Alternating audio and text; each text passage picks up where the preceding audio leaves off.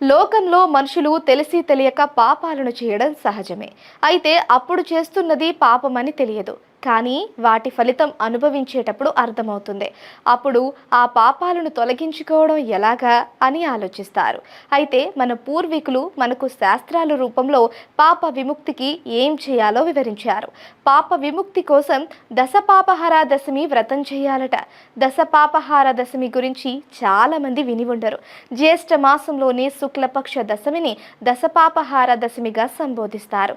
ఈ రోజు ప్రత్యేకత ఏంటంటే ఇదే రోజున గంగామాత అవతరించిందట. దశ పాపాలు అంటే 10 రకాల పాపాలు. శాస్త్రోక్తంగా కొన్ని విధులను పాటిస్తూ పండుగను జరుపుకోవడం వల్ల ఈ 10 పాపాలు తొలగిపోతాయట. ఉత్తరాదిన దీనిని మరొక రకంగా పిలుస్తారు. గంగా నది ఆవిర్భవించిన రోజు కనుక ఉత్తరాదిన గంగా దశహర గంగోత్సవంగా పిలుస్తారు. ముఖ్యంగా ఇవాళ గంగాదేవిని ఆరాధిస్తే మన ఇబ్బందులన్నీ తొలగిపోతాయట. గంగాదేవి మహత్యాన్ని గురించి స్కంద పురాణంలో వివరించడం జరిగింది. అలాగే స్మృతి కౌస్తుభం, వ్రత నిర్ణయ కల్పవల్లి, వాల్మీకి రామాయణం, మహాభారతంలో గాంగేయుని వృత్తాంతంలో వర్ణించడం జరిగింది.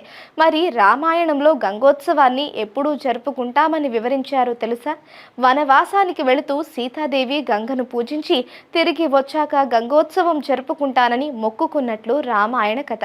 ఈ రోజు గంగా స్నానం, పూజ దశ విధాలైన పాపాల నుంచి విముక్తి కలిగిస్తుంది.